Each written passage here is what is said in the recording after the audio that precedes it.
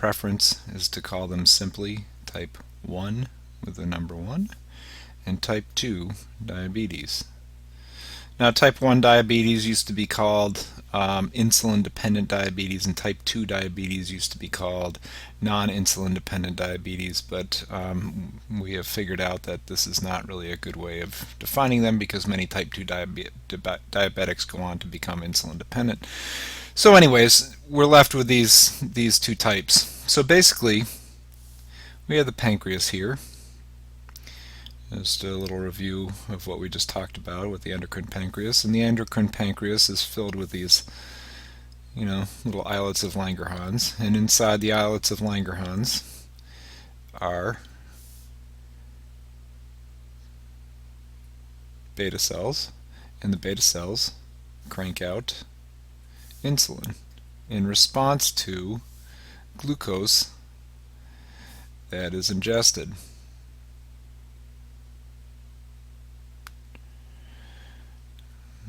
So we have a guy here eating a Twix bar and ingesting lots of glucose, and the glucose is going down, making its way down into the pancreas, and when the pancreas detects a high level of glucose, it cranks out insulin, and insulin goes into the bloodstream and goes to various organs and does its thing. Now, so does its thing. We'll have it say here's the liver. Here's a liver cell. The liver cell has a little insulin receptor. The insulin binds with it, and remember what the cell does. That increases the glucose transporter, so glucose is taken up by the cell, and we get lots of glucose in the cell, right? From this guy's Twix bar. Okay, so what happens, what goes wrong with that picture? Well, with type 1 diabetes, the problem is something happens to that causes destruction of the beta cells inside the islets of Langerhans. And what happens, why does this happen? Well, it seems to be an autoimmune response that progresses fairly quickly. It seems to be related, it seems to be caused by molecular mimicry, where there are viruses, and it's sort of been connected to, there's been a suggested link between measles and mumps. It's interesting though, because even though we have vaccines for measles and mumps and they're not common anymore, we still see a lot of type 1 diabetes, and it didn't seem to decrease the amount. So, or it could be a different virus. But anyways, the theory is that the virus, here I'm going to draw a little capsid of a virus, has proteins on it that look very much like proteins that are on the beta cells in the pancreas. And what happens is, the immune system begins to, here, let me draw a different color here. The immune system begins to create antibodies to these proteins, and it destroys the virus, but it also goes on to attack and destroy the beta cells in the pancreas. So that is one theory. There's another theory that that there could be connections with very early exposure to cow's milk. So similarly, in cow's milk there may be a protein or a peptide that looks very much like a protein or a peptide that is on the beta cells in the pancreas. But in any case, whatever the cause, the immune system attacks the beta cells in the pancreas, and one by one destroys them over a period of weeks to months, and then the patient will then lose all of his or her insulin producing capacity. So type 1 diabetes is defined by loss of insulin production.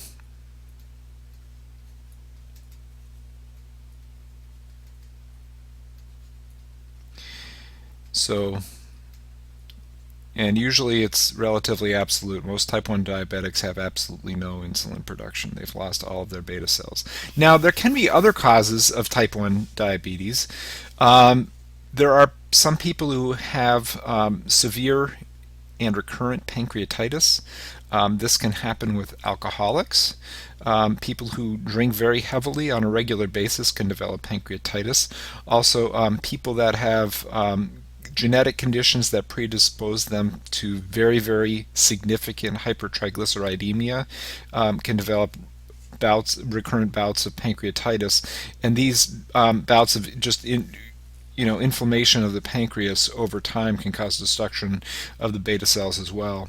And then obviously, if you have a patient that has a pancreatic mass and needs to have the entire pancreas removed, they will be de facto, they will become a type 1 diabetic because they've had their pancreas taken out and no longer have insulin production.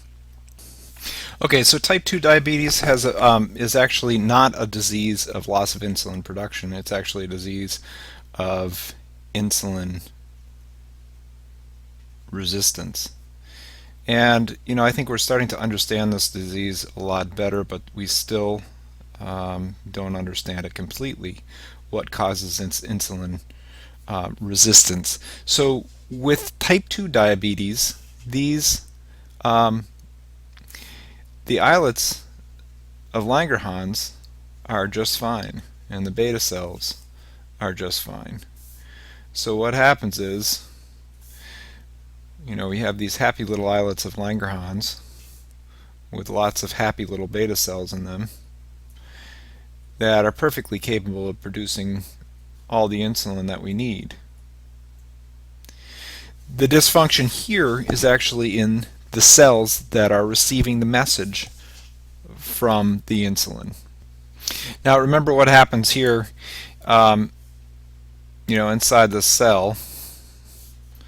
Take us down to the cell here. Remember, on the cell membrane, we've got our insulin receptor, and we've got insulin binding with it here, and that sends out second messages to the glucose transporter and to the sodium potassium pump and to various other places within the cell. And what happens is, and we don't know exactly how this happens, but the current theory is that people who have high levels of circulating fatty acids in their blood, hypertriglyceridemia, hypercholesterolemia, this could come from partially from inheritance and partially just from eating a diet high in fat or high in high in a combination of fats and carbohydrates. This causes a high level of certain inflammatory cytokines and hormones within the blood, and it's these processes that are thought to interfere with or block this second messenger system. So the insulin is binding with the insulin receptor, but the message can't go any further beyond that because of the processes that are occurring from the inflammation due to high levels of circulating fatty acids. So what happens here is you end up with a situation where we have glucose that can't get into the cell. So we end up with a very high blood glucose level. And what does a high blood glucose level do? Well, it stimulates the beta cells to produce more insulin. So they produce more insulin, and eventually we get enough insulin that the cell is at some point convinced, at some point it can overwhelm this blockage here because we just have enough insulin stimulating enough receptors. But as the problem progresses over time, we get high levels of glucose cranking up these beta cells, and what happens is these beta cells for a while function just fine and crank out all the insulin that the body needs. So we have high levels we have what's called hyperinsulinemia. Now, with hyperinsulinemia, we don't have a diabetic yet. It's really a pre-diabetic. The patient is compensating just fine, right? So if you tested this person's blood glucose level, random check, it would be normal. Early on in the disease, if you checked a glucose load, it would still be normal because the beta cells are able to compensate by cranking out extra insulin. But what happens is after years and years, literally, of these beta cells working overtime to produce extra insulin to overcome this blockage in the system, they begin to burn out. And that is when we start to decompensate. We start to lose some of these cells. And then, as our insulin levels drop back to normal, we can no longer compensate. And then our blood glucose levels start to get way above normal. And then it's detectable diabetes. Now, the problem is this will continue to get worse and worse and worse unless we correct the underlying problem, which is metabolic syndrome. We need to lose weight and change our lifestyle, right? If we don't lose weight and change our lifestyle, we're still going to be interfering with the second messenger system that is the underlying cause for type 2 diabetes, and the disease will continue to progress. We'll continue to have higher and higher levels of glucose. That will continue to put pressure on the beta cells, and eventually all of the beta cells will die off, and you'll have a type 2 diabetic who has now become insulin dependent. And that's why you see these patients over time. First they start off on they might be able to be diet controlled to begin with. Then we'll add metformin because their BGs are creeping up, and that might work for a year or two. Then we'll have to add a second oral agent that might hold us off for another year or two, and then eventually we're going to have to add insulin in order to control the blood glucose, because we haven't done anything to treat the underlying condition, which is the inflammation that's causing damage to the second messenger system. Okay, so what are the complications that can be caused by diabetes? Well, with type 1 diabetics, one of the acute complications that we worry about is diabetic ketoacidosis, or DKA. Now, this is an acute problem that is caused by patients that do not have the insulin that they need to get their cells the glucose that they need to survive. So this can happen for two reasons. One is an increase in glucose demand, and usually this is due to stress. I see it most commonly with infection. So you get a patient with pneumonia, a bad UTI or whatever, and that increases their cells' need for glucose, and it can, even if they're taking their normal levels of insulin, it can tip them into DKA, and I've seen this, dozens of times. The other thing that can cause DKA, and this is fairly common as well, is patients stop taking their glucose, stop taking their insulin. So decreased insulin administration. This happens to a lot of, I see a lot of teenagers or young people in their 20s that I think they have the mortality complex or immortality complex, in which they, nothing will hurt them, so they just stop taking their insulin, and then within a day or two they go into DKA. So what happens is, without insulin, our cells can't, if we don't have insulin, then our glucose transporters can't let glucose in. So the glucose is, we have plenty of glucose in the bloodstream, but it can't get into the cells, right? So if it can't get into the cells, two things happen. One thing is The glucose outside of the cell becomes very, very high, so we have elevated BGs. And then the other thing is there's no glucose in the cells, so the cells have to shift to other substrates for energy production. In particular, they have to shift to using proteins, and lipids. Now when they do that, our bodies can work fine with just proteins and lipids, but when we use a lot of proteins and lipids in our body, one of the byproducts of metabolism of proteins and lipids is ketone bodies, or keto acid.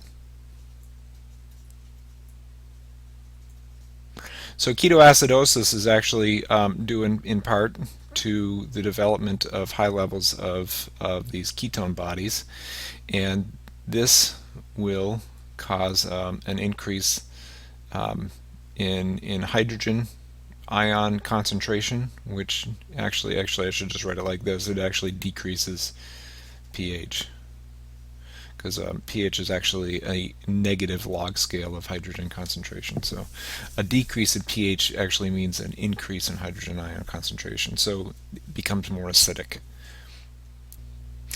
So one of the other effects that I wanted to talk about as well is, remember that insulin is a regulator of the sodium-potassium pump. So without insulin, we are not pumping as much sodium-potassium into and out of the cell. Now this is interesting what happens with potassium, because potassium is not pumped inside the cell, so what we end up with is intracellular hypokalemia. So it drops down to below its normal intracellular levels of about 140 milliequivalents down to maybe 110 milliequivalents. So if you add that up throughout all the body's cells, we lose a lot of potassium from our cells. But potassium in the bloodstream is very closely regulated by the kidneys. So once our potassium gets above like 4.5 to 5, our kidneys just produce urine with more potassium and pee it out. So what happens is, we have normal potassium levels in our plasma, but our entire body has become very hypokalemic because of all the K lost from the cells. So it's interesting, because what happens, and this doesn't cause too much of a problem until we go and fix the situation by giving the patient insulin. So those of you who work in the ICU know that even with a normal potassium, oftentimes we will order to administer potassium before we start the insulin, because we know that it's going to drop significantly, because we're going to start out with a normal level of potassium here. We're going to give insulin, turn on these sodium potassium pumps, and we're going to begin to restore this potassium level to normal within the cell, and it's going to do that at the expense of potassium outside the cell. So we're very quickly, within hours, drop from 4.5 to 2. So we need to, good nurses anticipate this, and we'll make sure that we watch the potassium level very closely, and we administer it even before giving the insulin. Okay, so what are the other effects? One of the effects of ketoacidosis is mental status changes. And this actually happens with ketoacidosis and another condition called non-ketotic hyperosmolar coma. And this is primarily due to increased glucose levels, increasing the osmolarity of our blood. We have so much glucose going around, and I've seen people with glucoses up in the 900s. And this actually causes electrolyte shifts in our central nervous system and causes mental status changes. Also, oftentimes you'll see people with abdominal pain, and this we believe is caused by the decreased pH, and it causes sort of a partial ileus. Okay. The next thing I wanted to talk about are the long-term effects, long-term complications. And the major long-term complications from diabetes are primarily due to the effects of chronic hyperglycemia on the endothelial cells.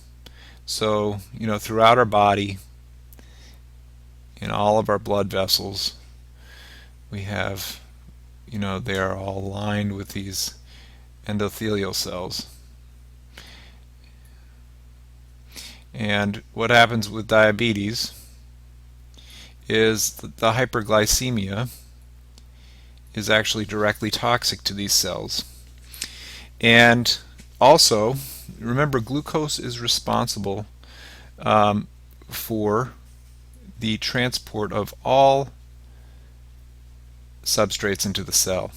So we also end up with, along with hyperglycemia, we also end up with hypertriglyceridemia and cholesterolemia, because the cells cannot take up cholesterol, triglycerides, and other fatty acids into the cells.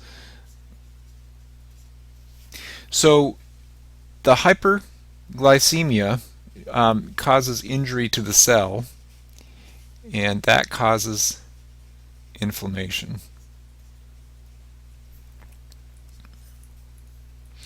And this inflammation, and we're going to get into the nitty-gritty details of atherosclerosis a little bit later, but this inflammation starts a process of a cascade that occurs that causes atheromas to begin to form, which is a combination of inflammatory cytokines with the introduction of cholesterol into the basement membrane underneath the endothelial cells. Now, this is occurring throughout the vascular system. In the large arteries, the aorta, the femoral arteries, the renal arteries, the hepatic arteries, the mesenteric arteries that are feeding the gut, actually the stomach and the gut. So what can this cause? All sorts of problems. It can cause aortic aneurysms to form. It can cause atheromas to form in the renal arteries, causing renal artery stenosis, which can increase blood pressure. It's a secondary cause of hypertension. It can cause atheromas to form in the arteries that feed the stomach and the gut, which can cause gastroparesis and mesenteric ischemia. It can clot off the femoral veins, or the more distal peripheral veins, and cause peripheral artery disease. And then it can also affect the little microvessels, little tiny vessels, like the vessels that are feeding the eye. So it can cause retinopathy. Oh yes, and I can't forget the heart. Of course, it can cause coronary artery disease as well by causing plaques within the coronary arteries. So it's the same process throughout the body in large arteries and small arterioles that are causing all the macrovascular disease, coronary artery disease, aortic disease, renal artery stenosis, mesenteric artery disease, and also microvascular disease, which can cause retinopathy, and it can also do further damage to the kidneys through microvascular disease. It does damage directly to the glomerulus, which is the intersection between the small renal arterioles and the Bowman's capsule. So Now that we understand this disease better, we know that if we